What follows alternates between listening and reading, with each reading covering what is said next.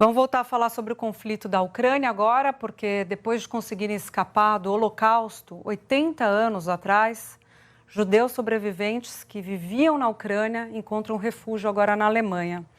Vamos conversar com a Cecília Malan sobre essa história, o drama humano, né, Cecília? Sobreviver à Segunda Guerra Mundial, passar por campo de concentração e ter que agora encarar mais uma guerra. Pois é, são histórias, difícil até de descrever, né, Júlia, de extrema resiliência. Cerca de 10 mil sobreviventes do Holocausto vivem na Ucrânia. Desde o início da invasão russa, há 42 dias, organizações judaicas conseguiram retirar mais de 50 pessoas do país nas últimas semanas. Entre elas, a Raíssa, que fugiu uma primeira vez em 1941, quando a Alemanha nazista ocupou a Ucrânia, parte da União Soviética na época. Vamos ver mais. Aos 98 anos, Raíssa se viu deixando tudo para trás de novo. Desta vez, para escapar dos bombardeios russos em sua cidade natal, Kiev. O filho, Vadim, de 70 anos, acompanhou a mãe numa viagem de 3 dias. Eles tiveram poucas horas para juntar alguns pertences e se despedir da vida que tinham. A professora aposentada nunca pensou que voltaria a ser uma refugiada, ainda mais na Alemanha, país dos seus antigos perseguidores. Mas a saúde debilitada estava impedindo ela de ir aos abrigos subterrâneos cada vez que soava uma sirene antiaérea. Já em Frankfurt, Raíssa diz que é um paradoxo encontrar um local seguro justamente na Alemanha, que orquestrou o assassinato de 6 milhões de judeus em toda a Europa na Segunda Guerra Mundial. Mas os tempos mudaram. Я здесь приобрела вторую родину, и мне здесь хорошо, меня здесь хорошо принимают. Спасибо. Я очень благодарна. И я уже об обратном возвращении в Киев не думаю.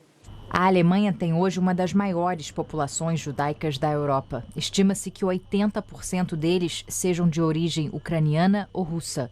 Uma política de asilo acolhedora aos judeus faz parte da tentativa do país de reparar o passado. Agora, uma parceria entre duas organizações judaicas garantiu a retirada de dezenas de sobreviventes do Holocausto da Ucrânia. Mas a espera não foi fácil. Alguns passaram 4 dias lutando contra o frio intenso depois que as janelas de suas casas foram estilhaçadas pelas explosões. Also der Krieg führt natürlich dazu, dass sie retraumatisiert werden. Es ist klar, dass die Holocaust-Überlebenden durch das, was sie jetzt erleben, daran erinnert werden, an was sie vorher als Kinder erlebt haben. Und wir als Claims-Konferenz empfinden die tiefe Verpflichtung, die Holocaust-Überlebenden diesmal nicht im Stich zu lassen, wie es damals vor über 80 Jahren gewesen ist. São operações complexas que envolvem muitos agentes, como o Ministério do Exterior da Alemanha e a Cruz Vermelha Internacional, além de autoridades locais. Os socorristas ainda tiveram que desviar dos combates e lidar com imprevistos como a falta de combustível. Apesar dos riscos, a viagem dá a esperança de um recomeço. O diretor da organização que vimos aí na reportagem, a Jewish Claims Conference, disse assim, Júlia, num país com uma crescente comunidade judaica, com um presidente judeu, é piada dizer que a invasão quer desnazificar a Ucrânia, como insiste o Kremlin. Esses sobreviventes do Holocausto estão fugindo agora não de nazistas ucranianos, e sim das tropas russas invasoras. Agora há pouco, Júlia, o Papa Francisco também condenou o massacre em Bucha, segurando uma bandeira ucraniana que foi enviada da cidade.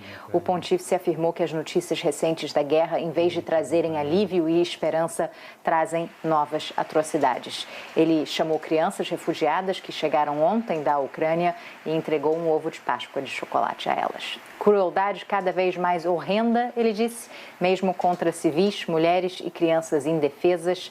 Parem com esta guerra, pediu Francisco. É isso que todos queremos, né, Júlia?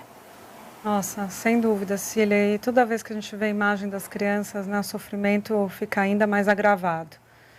Obrigada pelas informações. A gente vai conversando. Bom trabalho para você.